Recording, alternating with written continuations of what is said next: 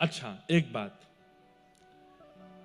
बार ठाकुर जी वंशी बजा रहे थे। ठाकुर जी के सखा इतने ऊधमी नेक शांत ना बैठे, लेकिन ठाकुर जी जब वंशी बजाते हैं वो भी बिल्कुल पिन ड्रॉप साइलेंस, आंख बंद करके सुनते रहते हैं ठाकुर जी को।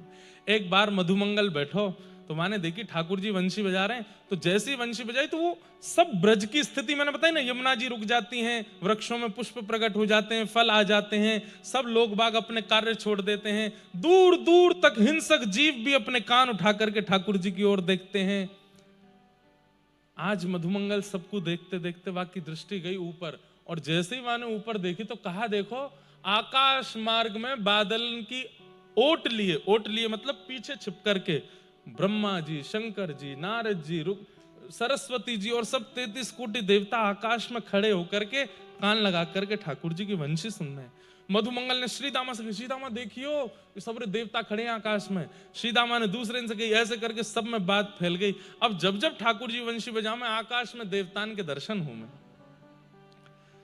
एक दिना मधुमंगल श्रीदामा किशोरी जी की सबरी सखीन के यूथ से बोले, हमारो लाला जय जय तो नहीं है, पर हमारो लाला जय जय ते भी ऊपर है।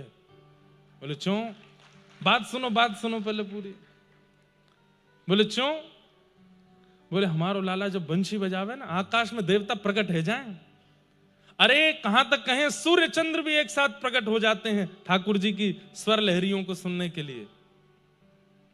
हमारे लाला, तुम्हारी किशोरी जी सुंदरता में ऊपर होंगी, तुम्हारी किशोरी जी धन धान्य में ऊपर होंगी, तुम्हारी किशोरी जी गायन में ऊपर होंगी, तुम्हारी किशोरी जी नृत्य में ऊपर होंगी लाला से, पर संगीत में तो हमारो लाला अग्रगण्य है। ललिता जी ने कमर कसी, बोले अगर किशोरी जी लाला से ऊपर निकली तो? बोले तो जीवन भर तेरे चरणन को स्पर्श करूंगो, वचन दे के कह रहा ये मधुमंगल, जब जब ललिता सामने आवेगी तब तब साष्टांग प्रणाम करूंगा अगर किशोरी जी ऊपर निकल जाएं तो। बोले फिर कर लें एक कार्यक्रम। बोले हाँ करो। ठाकुर जी तो सब ब्रजवासी जाके बोले लाला हमारी लाज बचाए लियो, ऐसी बंसी बजाइयो कि लाला ये सबरे देवता आकाश में खड़े खड़े नृत्य करने लगे। ठाकुर जी बोले तू चिंता मत कर, आज तो देख आमने सामने वाली बात है। सब सखी गई किशोरी जी के पास है, किशोरी जी आज श्याम सुंदर को परास्त करना है। किशोरी जी बोले नहीं, वो सदा विजयी रहे, मैं क्यों परास्त करूं उनको। नहीं आज हम सखी सखान के बीच की बातें ने, हमारी लाज रखो।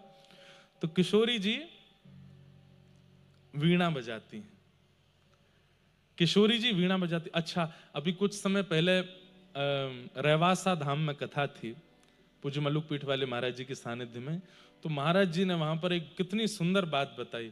बोले इंद्रेश जी, त्रेता में श्री जानकी जी वंशी बजाती हैं और राम जी वीणा बजाते हैं, तो वहां जानकी जी की वंशी सुनकर के राम जी मोहित हो गए और राम जी की वीणा सुनकर के जानकी जी मोहित हो गई। तो राम जी ने कहा देखो शिक्षा प्रदान करने के 3 तरीके होते हैं, शिक्षा लेने और प्रदान करने के 3 तरीके होते हैं। पहला, गुरु जी की सेवा करो और उनसे शिक्षा ग्रहण करो। दूसरा, गुरु जी को दक्षिणा दो और उनसे शिक्षा ग्रहण करो। तीसरा, तुमको जो आता है वो तुम गुरु जी को सिखाओ, गुरु जी को जो आता है वो तुम सीख लो। तो हे जानकी जी, आप मोकू वंशी बजानो सिखाओ, मैं आपको वीणा बजानो सिखाऊंगा। तो त्रेता में राम जी किशोरी जी को, जानकी जी को वीणा बजाना सिखाते हैं और शाम को किशोरी जी राम जी को वंशी बजाना सिखाती हैं। इसी का परिणाम द्वापर में किशोरी जी की सिखाई हुई वंशी ठाकुर जी बजाते हैं और ठाकुर जी की सिखाई हुई वीणा श्री राधा रानी बजा रहे हैं। ये सब कितने मूल्य रहस्य हैं, संत जनों से प्राप्त होते हैं।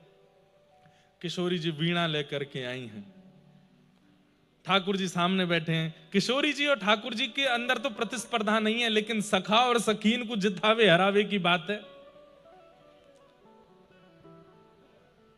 ललिता जी बोली पहले ठाकुर जी कछु सुना दें।